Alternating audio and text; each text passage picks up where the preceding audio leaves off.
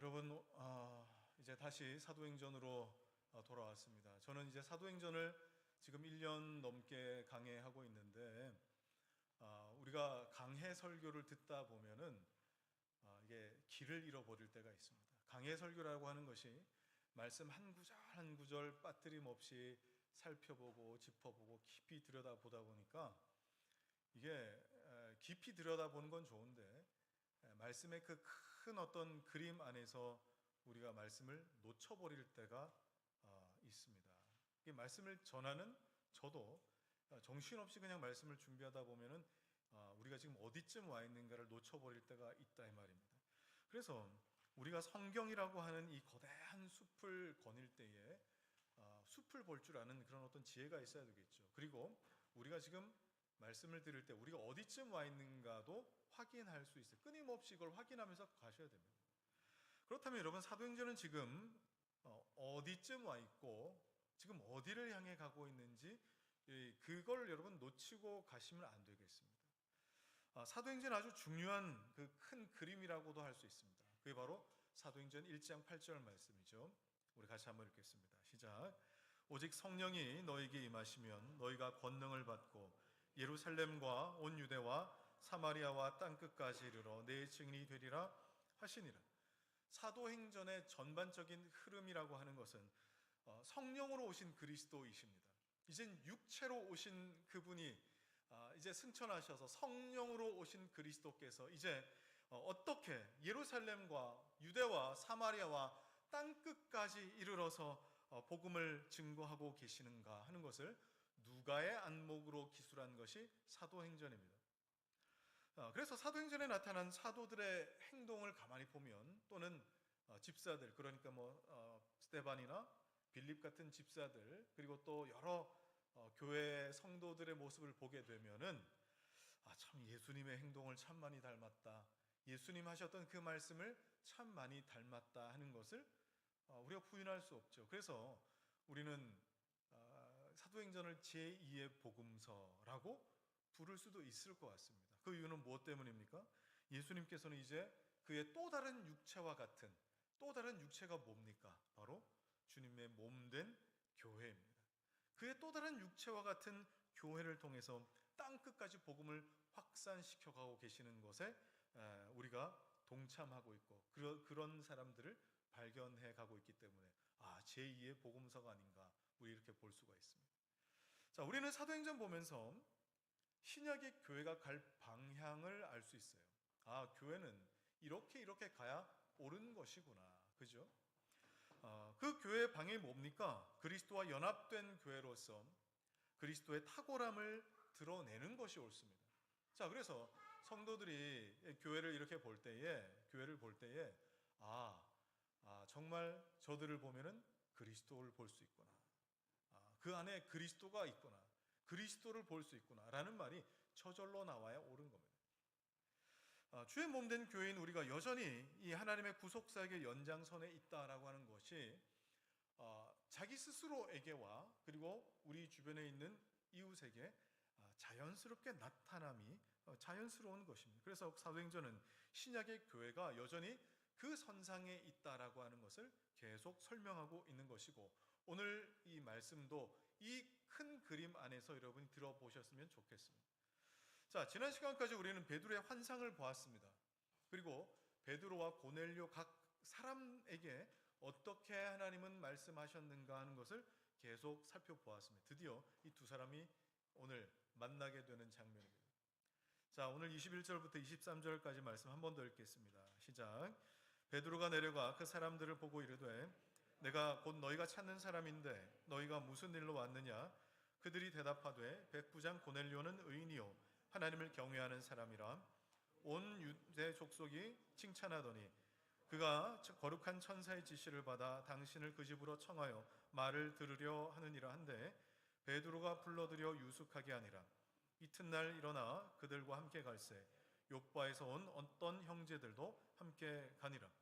자, 베드로는 자신을 찾아온 그 이방인 방문객을 무슨 일로 찾아왔는가 하고 묻습니다. 자, 그때 방문객들의 대답이 굉장히 재밌죠. 만약에 여러분이 이런 상황에 당신 무슨 일로 왔습니까? 하면은 여러분은 어떻게 대답하시겠습니까? 사실 저는 어디에서 왔는데 지금 어떤 일로 이런 일로 왔습니다. 그런데 이런 일을 맡긴 그 사람은 바로 이러이러한 사람입니다 하고 우리는 어디에서부터 왔습니다. 그리고 또 어떤 일 때문에 왔습니다. 이런 걸 먼저 말하지 않겠습니까? 자, 그런데 고넬료의 그 방문객들은 그걸 먼저 말하지 않습니다.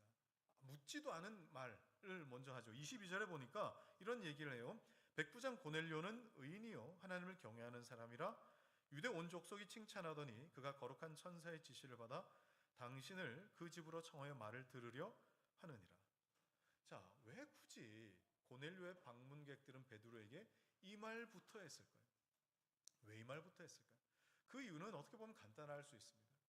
베드로와 지금 만난 이 사람들 간에 분명 방문객들이 이렇게 생각했을 거예요. 경계심을 갖고 있을 것이다. 왜요? 베드로는 정통 유대인이고 지금 자기네들은 이방인, 로마인, 이방인들이기 때문에 분명 경계할 것이라는 생각 때문에 베드로의 경계심을 풀어주기 위하여 지금 이런 언급을 했겠죠. 여러분, 제가 누차에 말씀드리지만 유대인들은 이방인들과 상종하지 않습니다. 그런 민족이고 그런 역사와 전통과 신앙까지도 가지고 있습니다. 우리가 뭐 사회 분위기상 우리 역사의 어떤 허물 때문에 뭐 그럴 수는 있지 않습니까? 일본을 뭐 보이콧한다, 중국을 보이콧한다, 이런 어떤 사회적인 어떤 뭐 반응들은 있을 수 있습니다. 그런데 우리가 어떤 개인적으로 일본 사람을 만난다고 하거나 중국 사람들을 뭐 중국인 중에 누군가를 만나서 식사를 하려고 한다면 나 당신 일본 사람이니까 중국 사람이니까 나는 당신하고는 식사 못하겠어. 우리가 이 정도는 아니라 이 말이에요. 뭐 싫어할 수는 있지만 이 정도까지는 아니에요. 그러나 유대인들은 그게 가능해요. 유대인들은 개인적으로라도 상종하지 않습니다. 이방인들을.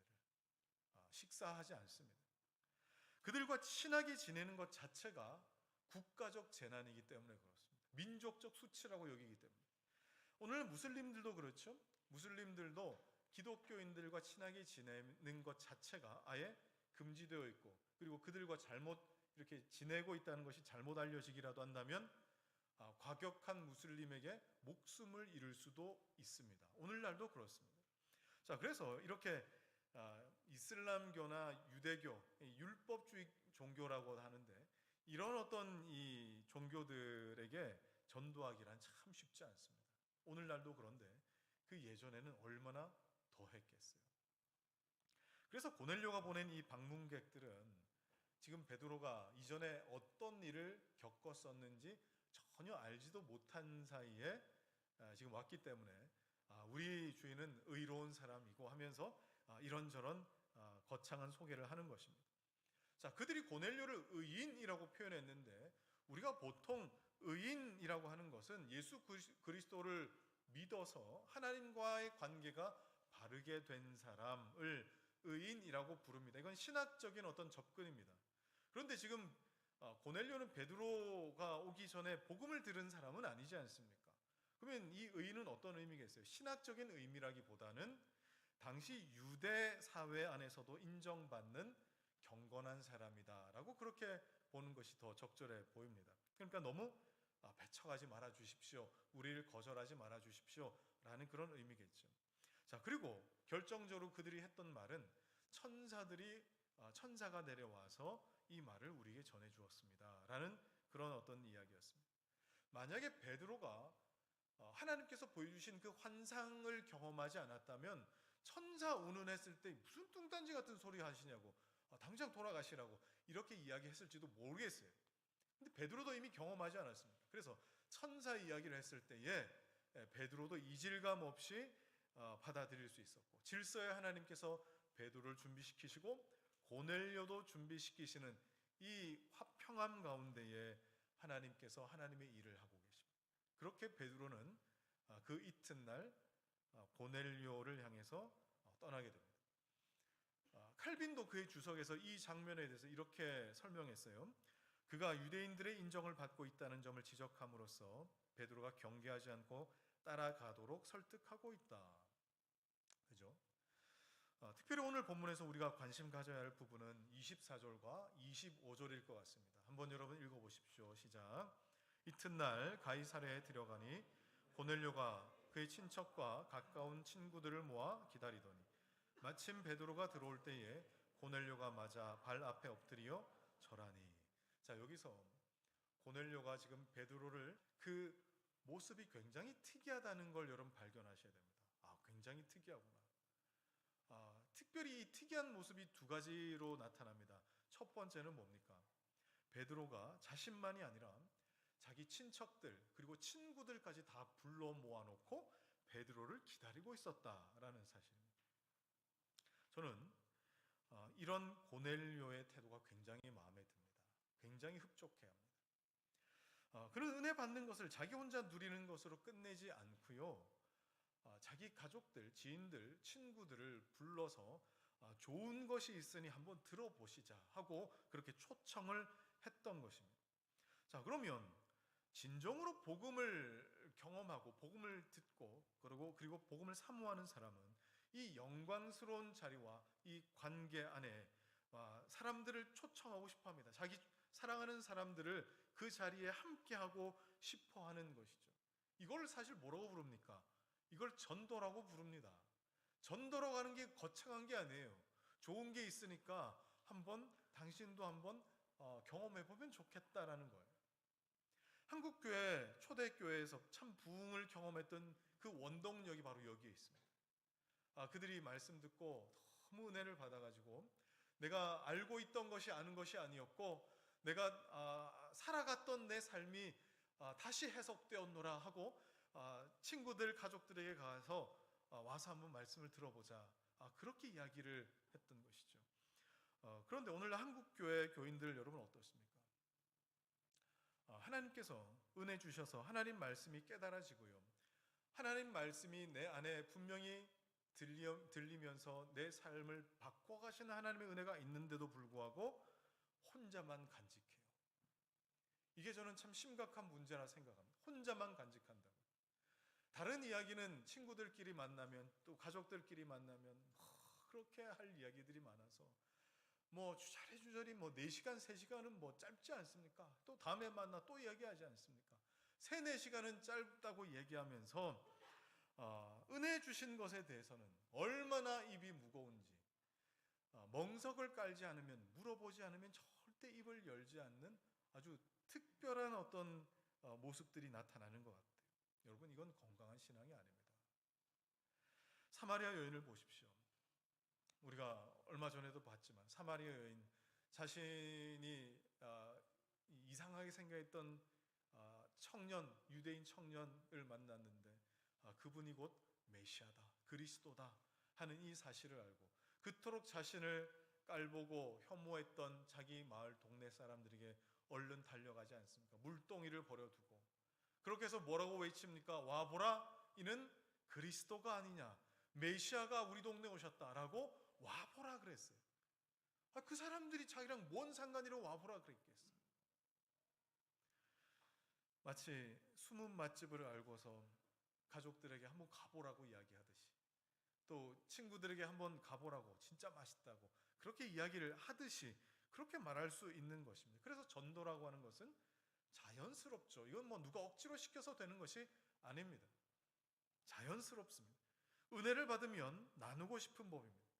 그래서 초대교회 당시 성도들이 이 전도를 뭐라고 불렀느냐? 전염병 같다 그랬어요. 전염병. 그래서 마치 전염병이 확산되듯이 복음이 확산되어 퍼져나갔기 때문에 마틴 로이드 존스 목사님이 영국에서 목회하실 때에 그 당시 영국 사회에 마르크스주의가 요온의 불길처럼 퍼져나갔습니다. 여러분 막시즘이 뭡니까? 공산주의죠. 공산주의 이론이 막 퍼져나갔습니다. 우리나라 1970년대, 80년대에도 대학가를 중심으로 막시즘이 굉장히 빠르게 퍼져나갔었죠. 여러분 그때 당시 분위기가 어땠습니까? 그때 당시에 정말 국가에서 금지한 불온서적이라고 불렸던 것들, 김일성 주체사상 이런 책들을 다 집 다락다락에 숨겨놓고 몰래 읽기까지 하면서 호롱불 켜놓고 다 독서 모임 같은 거 그런 거 해가면서 필사해가지고 그런 거 다 돌려보면서, 여러분 그렇게 공산주의가 퍼져나갔지 않습니까? 당시 영국에도 그랬었거든요.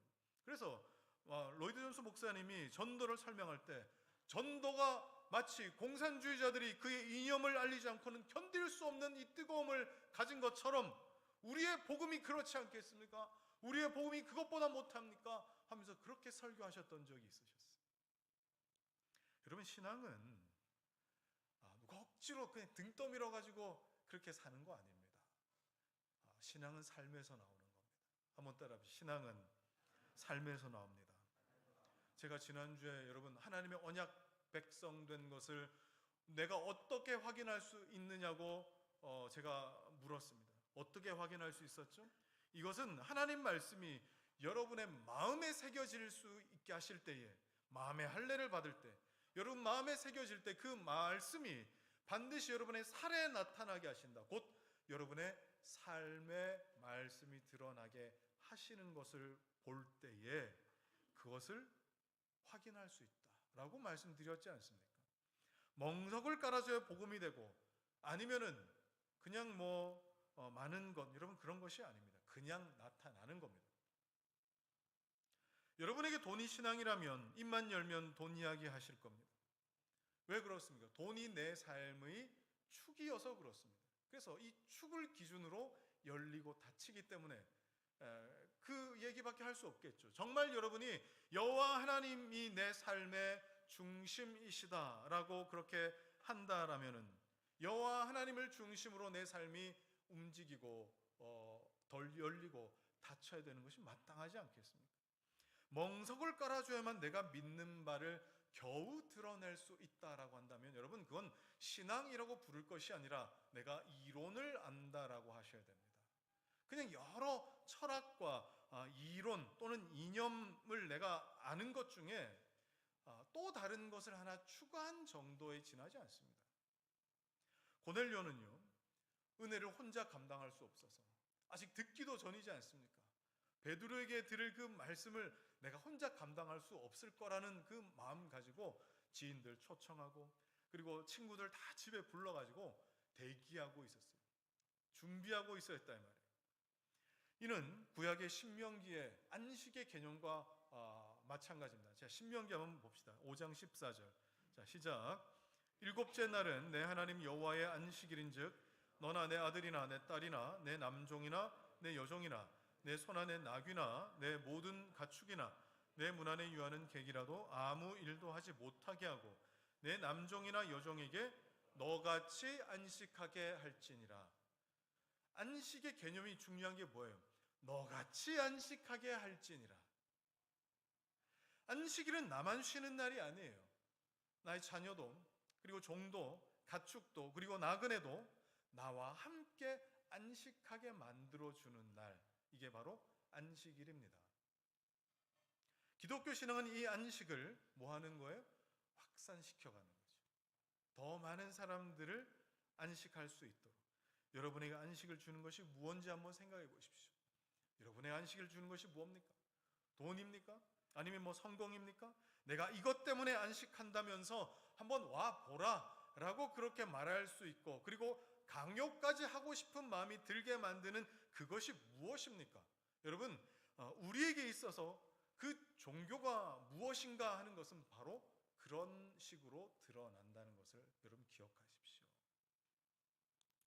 자, 그런 면에서 우리 사회의 문제는 지금 어린 아이들이 버릇 없다 또는 이렇게 말하기 이전에 우리 기성세대가 책임져야 할 부분이 저는 많다고 생각합니다. 우리 기성세대가 안식이라고 하는 것을 우리 다음 세대 자녀들에게 잘못 가르쳐줬어요. 무슨 말입니까? 기성세대가 잘못된 것을 안식이라고 가르쳤기 때문이죠. 요즘 저만 해도 중2병 이런 말들이 있었거든요. 중2병.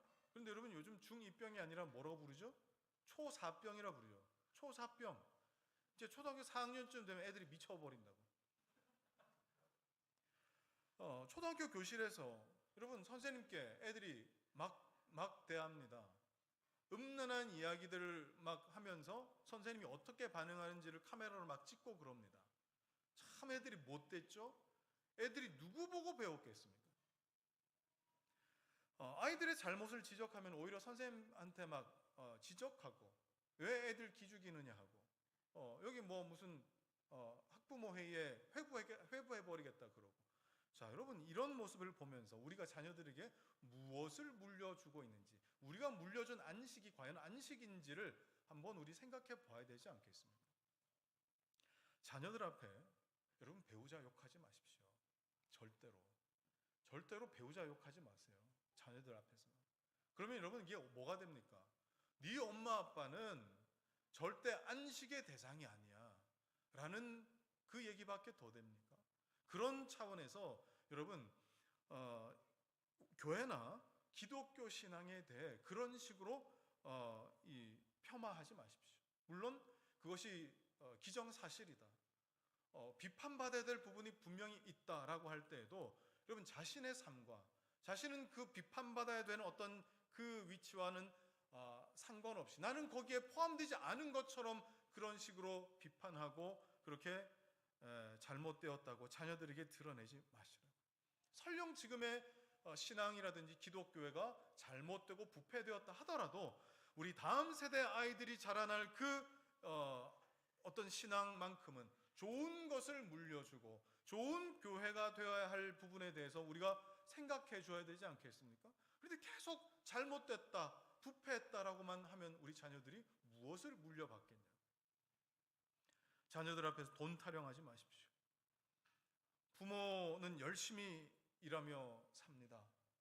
부모가 뭐 놀면서 사는 부모가 어디 있습니까? 자녀를 위해 열심히 삽니다.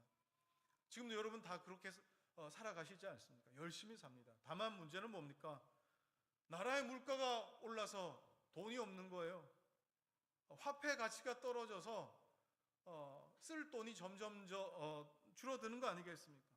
그렇다고 여러분 이런 어떤 형편에서 안식할 수 없다, 그래서 우리는 안식할 수 없는 거야, 그리고 돈이 있으면 안식할 수 있는 거야 라는 메시지를 자녀들에게 전하지 말라는 겁니다.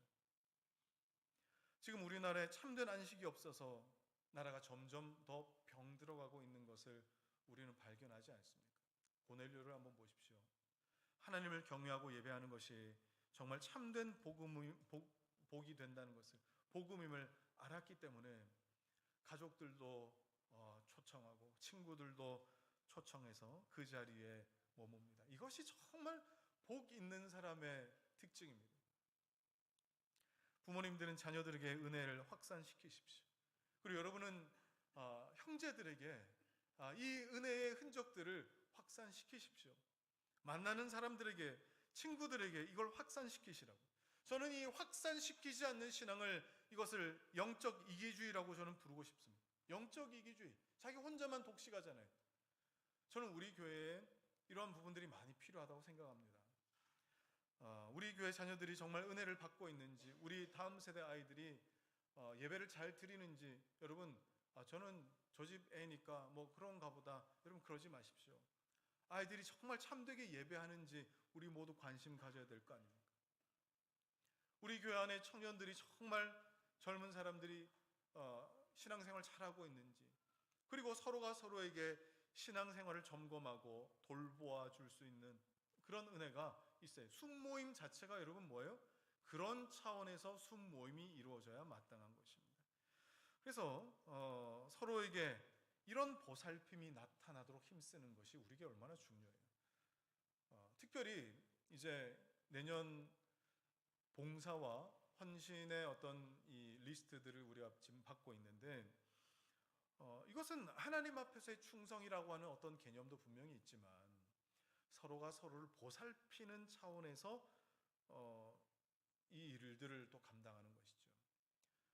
교회는 복음을 확산시켜가는 사람도 분명히 있어야 되겠고, 교회 안에 누군가 들어왔을 때에 따뜻하게 맞이해주고 예수 그리스도를 알려주고, 또 그리스도를 알려주었을 때에 그가 잘 정착할 수 있도록 해주고, 또 연약한 자를 위하여 권면해주고 위로해주는 다양한 종류의 사람들이 많이 있어야 됩니다. 여러분, 청소하는 거 어떻습니까? 청소하는 걸 누가 좋아합니까? 청소하죠. 또 주방에서 밥하기도 하고 설거지도 합니다. 누가 좋아합니까? 그런데 하죠. 그게 뭐 내 당번이어서 그렇게 합니까? 여러분, 당번이어서 하기보다는 뭐 때문이에요? 서로가 서로를 돌보는 차원에서 이런 일들이 이루어진다라고 한다면 나의 헌신으로 누군가가 순모임이 되고 누군가가 이렇게 예배드릴 수 있다면 얼마나 복된 일이겠습니까? 이런 차원에서 좀 생각했으면 좋겠어요. 초대교회가 정말 강력하게 세워질 수 있었던 그 이유가 바로 이런 사람들이 교회 안에 다양했기 때문입니다. 여러분, 뭐 형제님들은 군대 갔다 오셨기 때문에 아실 겁니다. 군대는 그냥 다 총 쏘는 사람들만 있지 않습니다. 소총수도 있고 포병도 있고 공병도 있고 수송병도 있고 위생병도 있고 의무병도 있고 다양한 사람들이 모여서 함께 전쟁을 치르는 거예요. 소총수만 있다고 되는 거 아니라 이 말이에요. 각자의 은사를 따라 복의 근으로 살아가셨으면 좋겠습니다. 그래서 여러분들이 있는 곳곳에 안식하여 불러 초청받는 사람들이 많아지기를 주의 이름으로 축복합니다. 자, 두 번째, 고넬료는 베드로를 어떻게 대했는가 한번 보십시오. 베드로를 웰컴할 때 굉장히 특별해요. 베드로를 대할 때에 하나님을 대하듯 대합니다. 굉장히 특이하죠. 25절을 보니까 베드로가 도착할 때에 그가 고넬료가 베드로의 발 앞에 무릎을 꿇었다. 이거 쉬운 일 아닙니다. 왜 그래요? 베드로는 유대인 식민 지배받는 속국의 민족의 한 사람이고 고넬료는 로마 군 관료 아닙니까? 장교, 백부장, 그가 무릎을 꿇었어요. 황제 이외에 꿇어서는 안 되는 그 무릎을 베드로에게 꿇었다 이 말이에요. 자, 여기서 절하다라고 번역한 헬라어가 있어요. 프로스퀴네오라고 하는 그 단어인데 이것은 합성어입니다. 프로스, 무엇을 향하여, 퀴네오, 입맞추다. 그러니까 그 고대에 누군가에게 입맞출 때, 손등이나 발등에 입맞출 때 납작 엎드리고 고개를 숙이는 행위라고 볼 수 있습니다.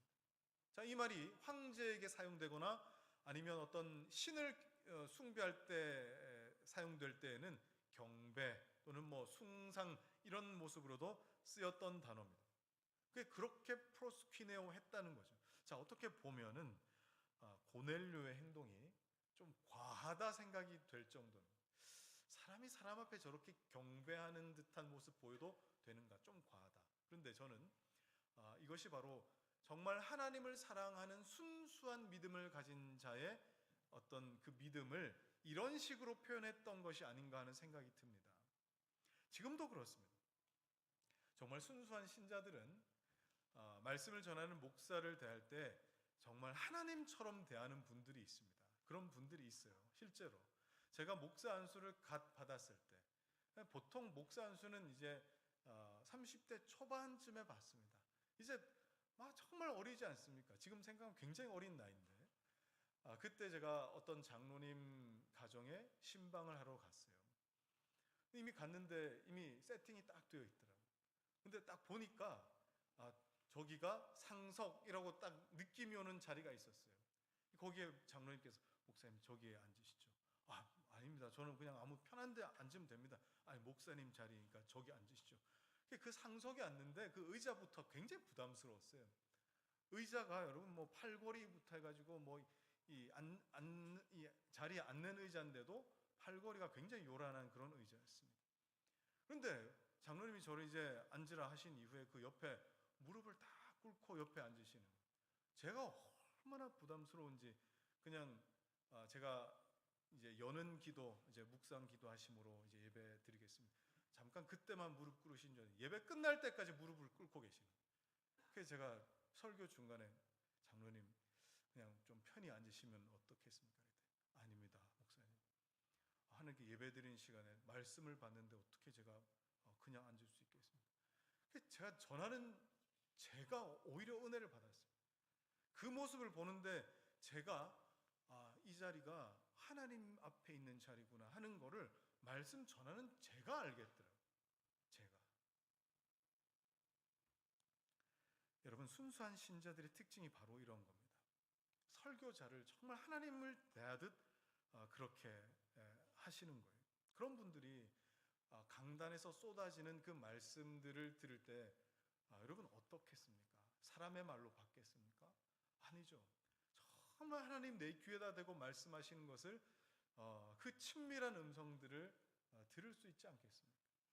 그런데 이제 배우는 것도 좀 있고 교회 생활에 익숙해지다 보면 설교와 설교자를 평가하기 시작합니다.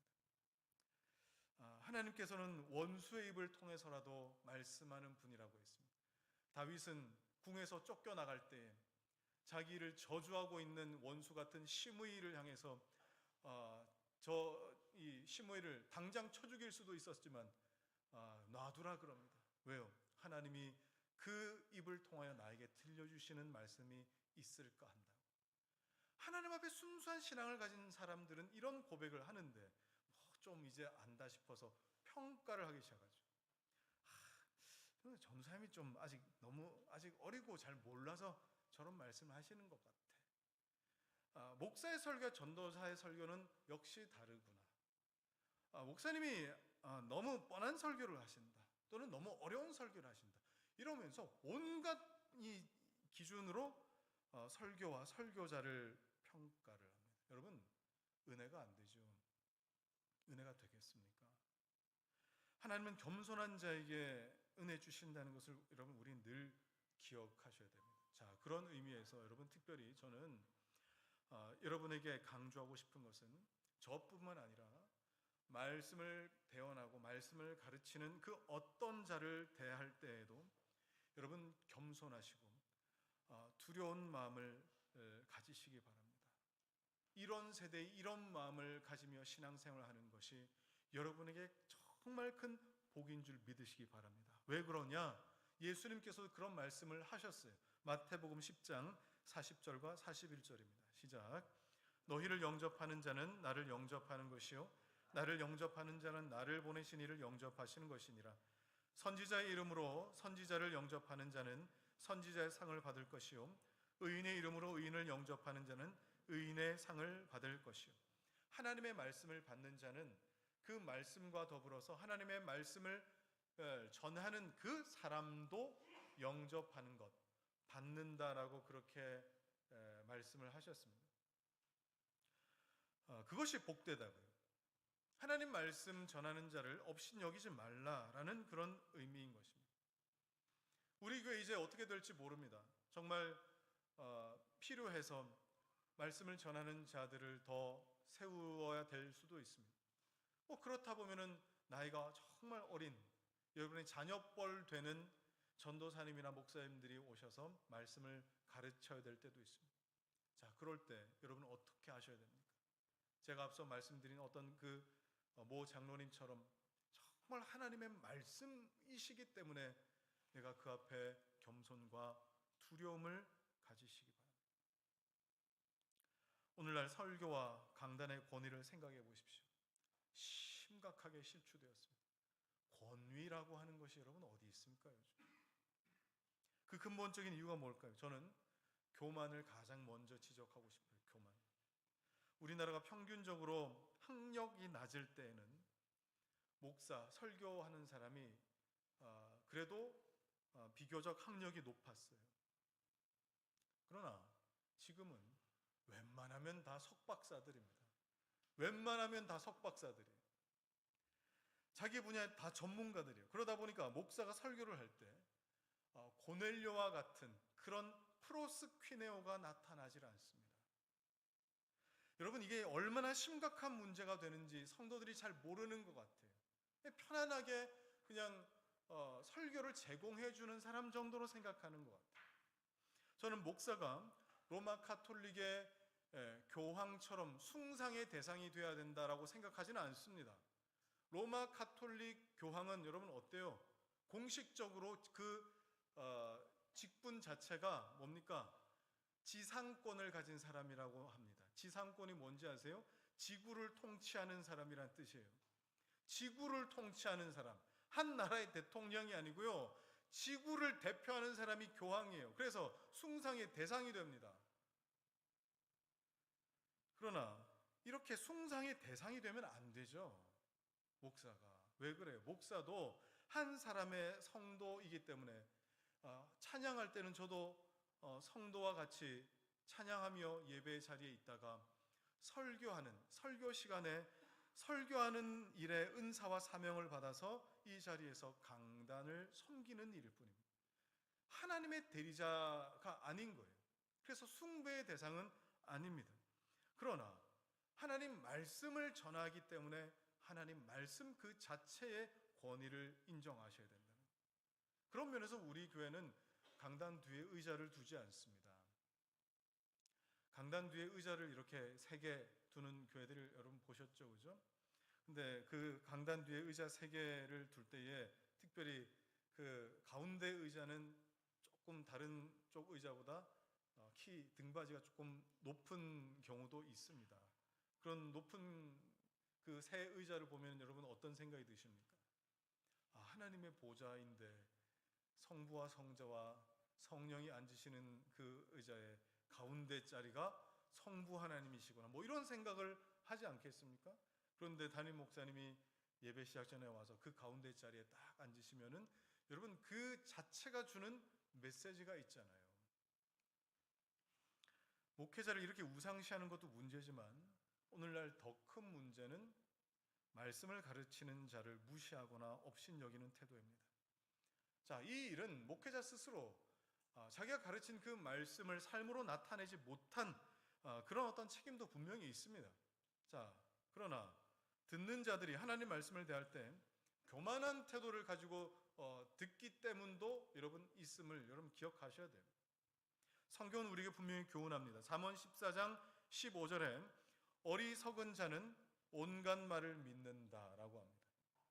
온갖 말을 믿는다라는 말은 그냥 덮어놓고 성경이 무슨 말을 하는지도 모르고 그냥 덮어놓고 믿는다는 뜻이겠죠. 자, 이어서 16절에는 어리석은 자는 방자하여 스스로 믿느니라. 스스로 믿는답니다. 그러니까 자기 고집이 얼마나 세고 또 강한지 자기가 옳다 생각하는 것 외에 다른 사람 말을 절대 귀담아 들으려고 하지 않는다라는 뜻이기도 하죠. 어리석은 사람의 특징이래요. 그러면 여러분이 어떻게 설교를 들을 때에 사람의 말로 받지 않고 하나님의 말씀으로 받을 수 있는가? 저는 여러분에게 4가지를 제안드리고 싶습니다. 첫 번째, 하나님의 말씀을 여러분 부지런히 읽고 바른 교리를 배우십시오. 성경을 부지런히 읽고 교리를 배우시라고요. 분별의 기준은 이것이 하나님의 말씀이다 아니다라고 하는 그 분별의 기준은 여러분의 기준도 아니고 여러분의 경험도 아니고 여러분의 철학도 아니에요. 내가 해봤는데, 내가 어디서 들었는데, 또는 뭐 내 생각에는 이런 식의 주관적인 필터가 아니라 객관적인 하나님 말씀과 그리고 그 말씀에 대한 교리가 기준이어야 합니다. 저는 개인적으로 그렇게 생각합니다. 목사가 설교할 때 그 설교의 기준은 성경이어야지 성도의 삶이어서는 안 된다. 이게 제 기준입니다. 물론 이게 바뀐 목사님들도 있습니다. 성도의 기준, 삶을 기준으로 하나님 말씀을 적용해야 된다라고 보는 목사님도 있지만 저는 하나님 말씀을 기준으로 성도들의 삶에 증거해야 된다라고 저는 믿고 설교하는 사람입니다. 자, 그래서 말씀이 이렇다 보니 누군가에게는 굉장히 비이성적으로 들리기도 하고 또는 강요하듯이 들리기도 하고 불합리하게 들릴 때도 있습니다. 여러분 11조 생활 왜 안 하십니까? 11조 생활 하십시오. 왜 주일 성수 제대로 안 하십니까? 주일 성수 똑바로 하십시오. 이렇게 막 이야기를 하면은 저건 목사님이 세상 물정을 몰라서 저러신다. 세상 살아보면 절대 그럴 수 없다는 것을 목사님 잘 모르신다. 이렇게 생각하는 분들이 계시더라고요. 그래서 제가 만약 정말 세상 물정을 너무나 잘 알고 이 세상 살아가는 것이 그리고 또 이 생계를 유지한다는 것이 얼마나 힘든지 제 뼛속까지 이 뼈저리게 너무나 잘 알아서 여러분에게 여러분의 삶을 기준으로 하나님 말씀을 증거할 때 여러분 너무 힘드시죠. 주일날 예배당 나와서 예배드리는 것도 얼마나 힘드십니까? 그냥 할 수 있는 데까지만 하십시오. 할 수 있는 데까지만 하셔도 하나님은 그 믿음 보시고 여러분을 받으십니다. 자, 여러분 제가 이렇게 가르쳐서 여러분이 이 세상을 그렇게 살아가고 하나님 앞에 선다고 했을 때에 하나님 말씀은 다 지키지 못할 그 말씀이라고 알고 있는 여러분은 하나님 앞에서 어떤 책망을 받겠으며 그렇게 여러분을 가르칠 저는 어떤 심판을 받겠습니까? 자기 생각, 자기 철학, 자기가 배운 것을 가지고 하나님의 말씀을 걸러내지 마십시오. 여러분이 사용할 필터는 여러분의 철학이나 가치관이나 여러분의 경험이 아니라 하나님의 말씀과 교리여야 됩니다. 그래야만 신앙이 주관적으로 치우치지 않습니다. 그럼 이런 생각이 들 때도 있어요. 목사님, 결국 교리도 사람이 만들어낸 거 아닙니까? 이렇게 생각하는 거예요. 이건 좀 그래도 어느 정도 배운 분들이, 신앙에 대해 어느 정도 아는 분들이 이렇게 질문을 할 때가 많아요. 근데 그게 굉장히 그럴듯해 보이지만 이건 궤변에 가깝습니다. 왜 그러냐? 성경에도요, 교리서신이라는 게 있습니다. 교리서신, 성경에 어떤 책들이 있어요? 로마서, 그 다음에 갈라디아서, 에베소서, 그 다음에 골로새서. 자, 이런 이 서신들은 구약의 율법이 어떠하고 또 예수 그리스도께서 이 땅에서 가르치신 복음과 하나님 나라가 어떠한가에 대해 뭐 해놓은 거예요? 해석해 놓은 거예요. 이렇게 해석하는 것이 옳고 이렇게 해석하면 안 됩니다 하고 뭘 해놓은 거예요? 설명해둔 교리서신이라고요. 성경도 원론적인 부분이 있고 그 원론적인 것을 해석해 놓은 부분으로 나뉩니다. 그래서 기독교 역사는 정말 하나님 말씀을 바르게 해석해 놓은 교리 한 문장을 만들어내는 역사라고 해도 과언이 아닐 정도예요. 한 문장의 교리를 위해서 연구하고 싸우고 심지어 우리 믿음의 선진들은 목숨을 잃기까지 했어요. 그래서 우리 믿음의 선진들은 그 신앙의 유익을 위해서 아름다운 신앙의 고백들과 같은 그 교리들을 만들어냈는데 가장 대표적인 게 뭡니까? 사도신경이잖아요. 사도신경이 여러분 성경에 나와 있습니까? 없어요. 그래서 꽤 상당수의 교회들이 사도신경은 성경에 안 나와 있기 때문에 고백할 수 없다라고 그렇게 이야기하기도 합니다. 그러나 우리가 공예배 때 사도신경을 고백하는 이유가 뭡니까? 성경에 나와 있지는 않지만 성경에 나오는 그 아름다운 그 신앙의 내용들과 고백들을 정말 일목요연하게 잘 한 문장 문장으로 요약해 둔 교리의 대표적인 것이기 때문에 우리는 이것을 우리의 신앙으로 고백하는 겁니다. 대표적인 교리죠. 신앙 고백, 사도신경. 자, 두 번째로 베레아 교인들처럼 여러분 하나님 말씀을 상고하셔야 됩니다. 여기서 상고라는 말은 연구라는 뜻입니다. 연구. 말씀을 알고 여러분이 말씀이 여러분의 삶에 나타나려고 한다면 여러분 가장 먼저 설교 시간에 말씀을 열심히 들으십시오. 졸지 말고 열심히 들으십시오. 그리고 그렇게 끝내지 마십시오. 그냥 끝내지 마시고 그 들은 것을 연구하셔야 됩니다. 연구하려면 어떻게 됩니까? 반복해서 또 들어야겠죠. 반복해서 들으셔야 돼요. 제가 생각할 때는 제 설교는 어렵지 않습니다. 믿으십니까? 동의하십니까? 윤태영 성도님 별로 동의하지 않는 눈빛인가요? 제가 생각할 때는 제 설교가 그렇게 어렵지 않은데 여러분이 생각할 때 어렵다고 느낄 수도 있지 않습니까? 그러면 어떻게 해야 됩니까? 만약에 여러분이 미국이나 영국이나 다른 어떤 유럽으로 여러분 유학 갔다고 생각해 보십시오. 그 말에 익숙하지 않잖아요. 유학 갔는데 이게 강의 시간에 교수님 뭐라고 하는지 잘 안 들리는. 그럼 여러분 어떻게 하실 거예요? 어떻게 하실 거예요? 그냥 듣고 말 거예요? 녹음기 앞에다 놓고 교수님 제가 녹음을 좀 해도 되겠습니까? 제가 잘 안 들려서 그런데 녹음 좀 해가겠습니다.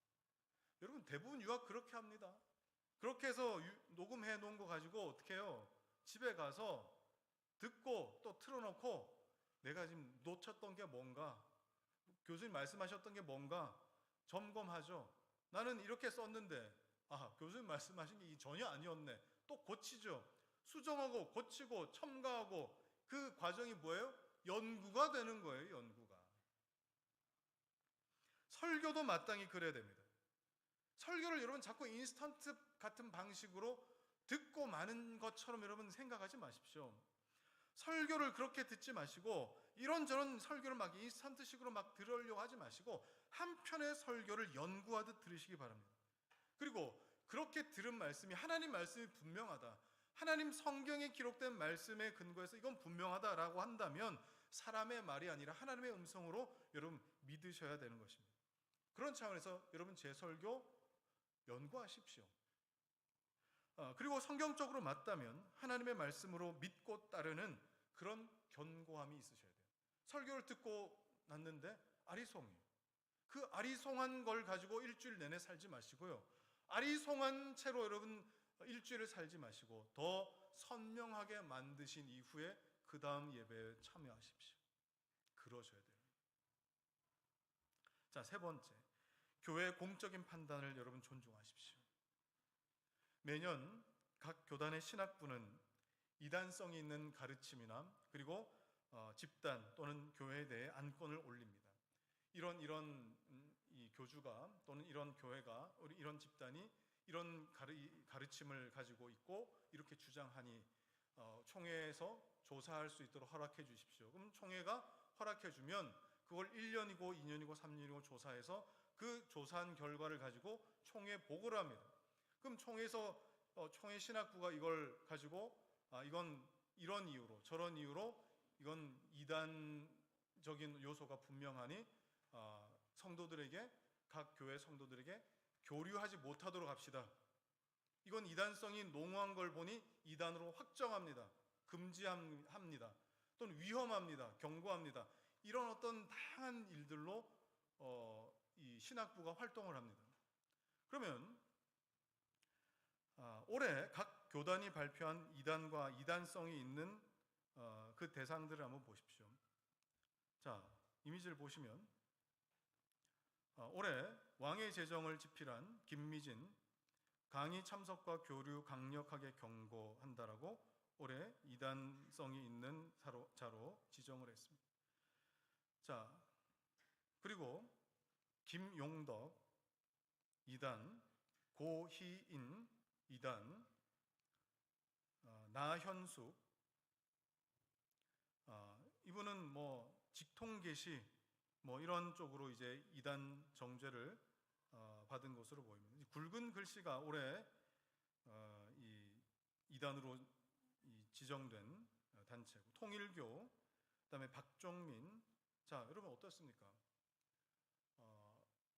이런 이단들 그리고 또 교주들, 집단들 개인적인 어떤 감정이나 또 저기에 속해 있는 사람들은 분명히 오류가 있음에도 불구하고 잘 모를 겁니다. 개인적인 어떤 부분들일 수 있으니까요. 자, 이런 오류를 최소화하려면 우리는 교회의 공적인 판단에 귀를 좀 기울여 봐야 돼요. 교회의 공적 판단에 귀를 기울이셔야 된다고. 이것이 겸손한 태도죠. 만약 제가 설교를 하고 성경 연구를 해서 가르쳤는데 이건 성경에 근거해서 이건 잘못된 가르침이라고 총회 신학부에서 저를 지적했다라고 한다면 제가 그런 부분에 미흡했습니다. 제가 수정하겠습니다. 라고 해야 그게 맞는 거예요. 그렇게 해야 된다고요. 겸손하게 그렇게 해야 된다고요. 역사적으로 교회 회의를 통해 결정된 어떤 교리가 있고요. 그리고 이단에 대한 규정이 있는데 그걸 존중할 수 있어야 됩니다. 그런데 오늘 한국 교회가 망가지는 이유 중에 하나가 뭔지 아십니까? 바로 이런 교회의 회의를 존중하지 않고 교회가 크다라고 하는 이유만으로, 또는 한 개인이 영향력이 있다라고 하는 그 이유만으로 교회 회의에 더 우위에 있다라고 그렇게 생각을 합니다. 존중하지 않아요. 개교회가 그런 자기 논리에 빠져버린다거나 성도 개인이 이 자기 생각, 자기 감정에 충실하게 된다면 객관성을 잃어버리죠.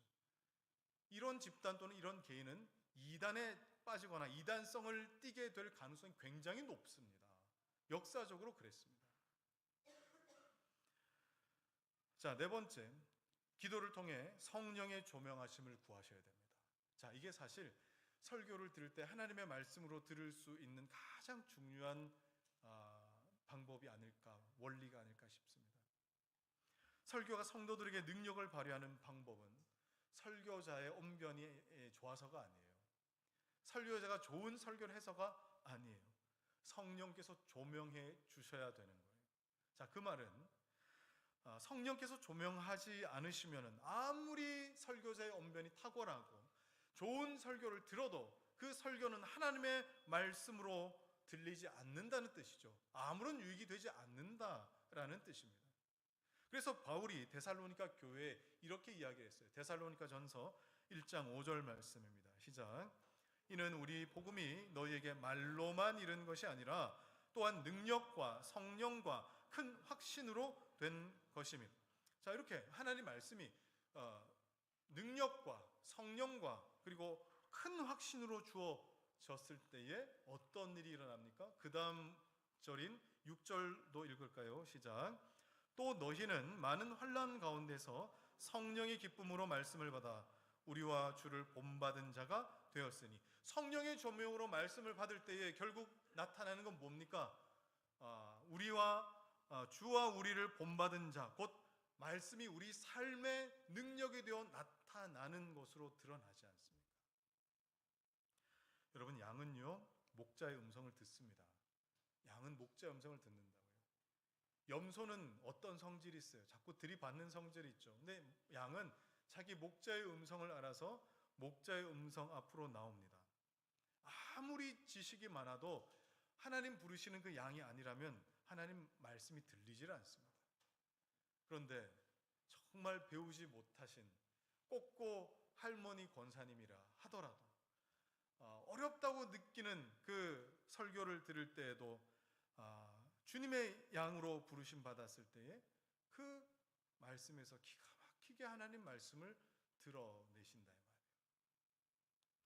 여러분, 설교가 내 영혼의 효력을 발휘하려면 성령께서 여러분에게 지혜와 계시의 영을 부어주셔서 예배 때마다 말씀 들을 때마다 이 말씀이 경험되는 그 은혜가 있으셔야 된다는 여러분 기억하시기 바랍니다. 자, 마지막으로 오늘 고넬료가 베드로를 통해서 하나님 말씀을 받을 때에 정말 들을 준비가 되었구나 하는 것을 우리가 알 수 있는 한 절 말씀을 읽고 마무리하려고 합니다. 우리 사도행전 10장 33절 말씀 읽겠습니다. 시작. 내가 곧 당신에게 사람을 보내었는데 오셨으니 잘하였나이다. 이제 우리는 주께서 당신에게 명하신 모든 것을 듣고자 하여 다 하나님 앞에 있나이다. 아멘. 고넬료는 베드로를 청한 이유에 대해서 하나님 말씀을 듣기 위함입니다 라고 그렇게 이야기를 했어요. 자, 여러분, 고넬료가 베드로를 하나님이라고 인식한 것이 아니라 하나님의 말씀을 대언하는 자로 인식했고, 그리고 또 당신 앞에 서 있는 것은 우리가 인간 베드로 앞에 서 있는 것이 아니라 하나님 앞에 서 있습니다 라고까지 보았다 이 말입니다. 그래서 이걸 이 라틴어로 뭐라 부르느냐면 하나님 앞에 코람데오라고 그렇게 부르죠. 코람데오, 하나님 앞에 있다.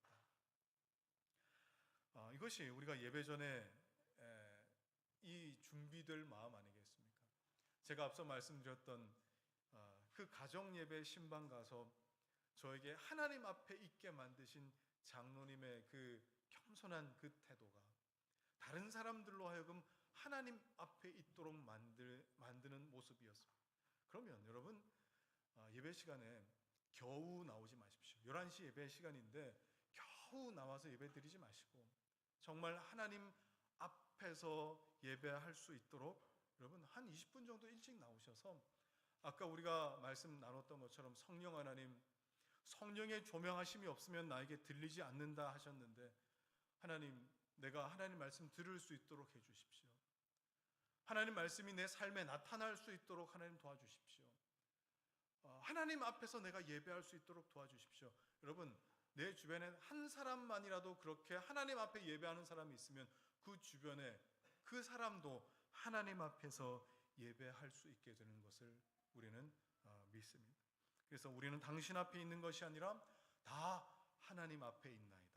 이것이 저와 여러분의 예배의 고백, 말씀 앞에서의 고백이 되기를 주의 이름으로 축원합니다. 이제 말씀 정리하겠습니다. 여러분, 오늘 고넬료는 정말 아름다운 신앙의 고백과 하나님 앞에서의 그 경외감과 그리고 하나님 말씀을 듣는 자로서의 그 태도로 우리에게 교훈합니다. 하나님 말씀을 받을 때 어린아이와 같이 여러분 받으실 때 인간 설교자의 연약함이 분명히 있을 수 있겠지만 하나님 앞에서 듣는 것으로 믿을 때마다 작은 자의 입술을 통하여 우리에게 분명히 말씀해 주시는 하나님의 말씀을 여러분 예배 때마다 들으시고 말씀을 들으실 때마다 볼 때마다 묵상할 때마다 경험하게 되시는 그런 은혜가 여러분들 가운데 넘치시길 주의 이름으로 축원합니다. 자, 이 시간에 우리 함께 찬양하실 텐데 우리 앞서서 찬양했던 우리 찬양입니다. 우리 찬양할 텐데 저도 잘 모르는 찬양 같이 한번 불러주시기 바랍니다.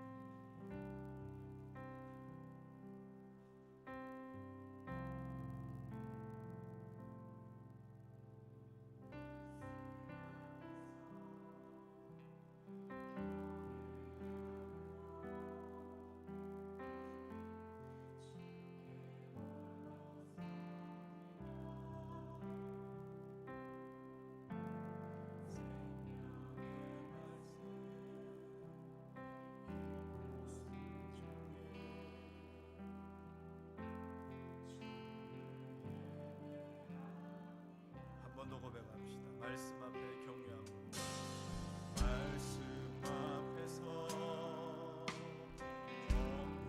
경외함으로 주께 홀로 섭니다.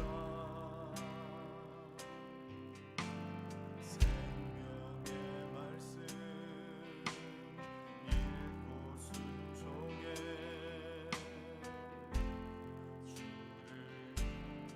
고넬료의 태도를 여러분 마음에 새기십시오. 기록된 말씀, 기록된 말씀 힘이 있어서 진리로 우리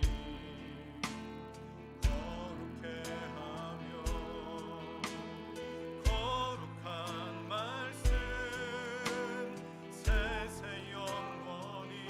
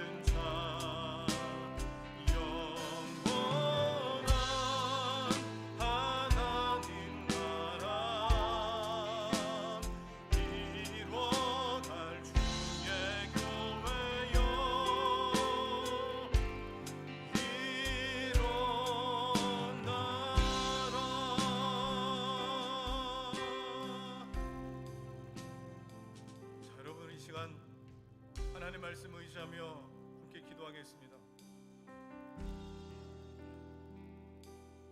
여러분 말씀을 들어도 그 말씀이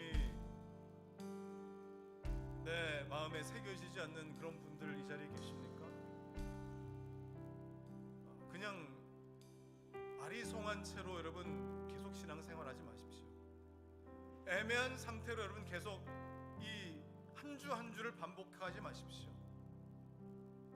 하나님의 말씀은 힘이 있어서 진리로 우리를 거룩하게 하시고 하나님 말씀은 영원히 복음이 되어서 우리로 생명 얻게 하시는 그 은혜가 있는데 성령께서 조명하지 않으시면은 우리에게는 하나님 말씀을 드러낼 만한 그런 실력도 이성도 그런 능력도 없습니다. 하나님 말씀이 내 안에 새겨지지 않는 분들은 오늘 하나님께 기도하면서 하나님, 성령 하나님, 내 안에 하나님 말씀이 새겨질 수 있는 은혜를 주십시오. 여러분 이렇게 정직하게 기도하시고 하나님 말씀이 땅에 떨어진 씨앗처럼 또는 가시떨기나 돌밭에 떨어진 씨앗처럼 싹은 나지만 금방 메말라 버리고 마는 그런 삶을 반복해 가고 계시는 분들 계시거든요. 오늘 베레아 교회 성도들처럼 하나님 말씀을 연구하고 묵상하며 끊임없이 내 안에 기경되는 하나님의 말씀으로 기경되는 은혜가 내 삶에 있기를 여러분 소망하며 기도하십시오. 그리고 고넬료는 하나님 말씀과 하나님 말씀을 전하는 자 앞에 겸손할 줄 알았습니다. 나의 평생에 하나님 말씀에 겸손하기를 소망하면서 하나님 내 안에 이런 마음 허락해 주십시오. 하나님 말씀 앞에 두려워 떠는 자, 하나님 그 말씀에 생명을 거는 자, 하나님 말씀에 인생을 거는 자, 그래서 주님께서 그 마지막에 찾으시는 그런 사람이 되기를 소망합니다. 이 시간 성령의 조명하심을 위하여 기도하시고 하나님 말씀의 겸손함을 위하여 기도하기를 원합니다. 주여 한번 부르고 같이 기도하겠습니다. 주여!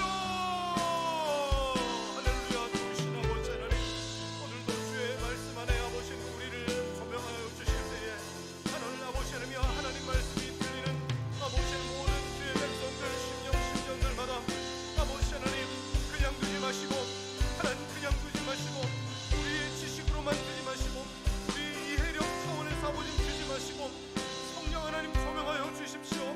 성령 하나님 조명하여 주셔서 기록된 말씀이 나에게 힘이 있게 하여 주시고 아버지 하나님의 거룩한 말씀이 나에게 생명되게 하여 주셔서 하나님 말씀이 나에게 나의 삶에 능력되어 나타날 수 있는 그 은혜가 있게 하여 주시옵소서. 오 아버지 하나님 감사합니다. 주께서 아버지 하나님 우리를 주의 말씀 가운데 요청하실 때에 우리에게 아버지 하나님 두렵고 떨리며 겸손한 마음 하나님 허락하여 주셔서 아버지 하나님 크로스 퀴네오 아버지 하나님 주의 말씀 앞에 두려워 무릎을 꿇는 자 하나님 그들이 아버지 하나님 주의 말씀을 들을 수 있으며 그가 바로 하나님 말씀을 아버지 하나님 정말 삶으로 마음으로 받을 수 있는 삶을 우리가 알고 심령이 가라는 자가 복이 있고 마음이 애통한 자가 복이 있고 의에 줄이고 목마른 자가 복이 있어서 오늘 아버지 하나님여 이 마음을 품고 주님 앞에 말씀을 사모하는 자들마다 그 말씀이 능력되어 저들의 삶에 나타날 수 있도록 주여 도와주시옵소서. 오 할렐루야. 아버지 하나님 주님께서 이렇게 일하여 주실 줄로 소망하오니 오늘 말씀과 상관없는 자들이 없게 하여 주시며 하나님의 말씀이 우리의 삶을 이끌어가시며 생명되게 하시며 우리 안에 열매 맺어가게 하시는 은혜가 있게 하여 주시옵소서. 하나님 아버지 주의 말씀은 여전히 힘이 있어서 주의 말씀은 우리에게 여전히 생명이 되셔서 잠자는 자, 어둠에 거하는 자, 심령의 강팍함을 경험하는 자, 내 안에 고집스러움을 꺾어내지 못하는 자, 그 모든 것들을 끊어내시며 내 말이 반석을 부수는 방망이 같지 아니하냐. 하나님 말씀은 여전히 우리에게 능력으로 나타나신 줄로 믿습니다. 하나님 말씀을 듣지 못하는 일이 없도록 성령 하나님 우리 마음에 할례를 허락하여 주시고 우리 마음에 하나님 말씀이 새겨져 나갈 때에 우리 삶에 나도 모르는 사이에 주의 말씀과 주의 성품이 우리의 삶에 온전히 드러나 그것이 나에게 전혀 이상함 되지 않는 하나님 그런 은혜의 삶들이 지속되게 하여 주시옵소서. 이제는 우리 주 예수 그리스도의 은혜와 하나님의 사랑과 성령의 교통하심이 프로스큐네오 하나님 말씀 앞에 이 겸손의 태도로 주의 말씀을 받고자 하는 자들 하나님 친히 말씀하시며 성령으로 충만케 하여 주시기를 소망하는 사랑하는 성도들 머리 위에와 저들의 가정과 생업과 자녀들과 주의 몸된 교회 위에 이제로부터 영원토록 함께 있을지어다. 아멘.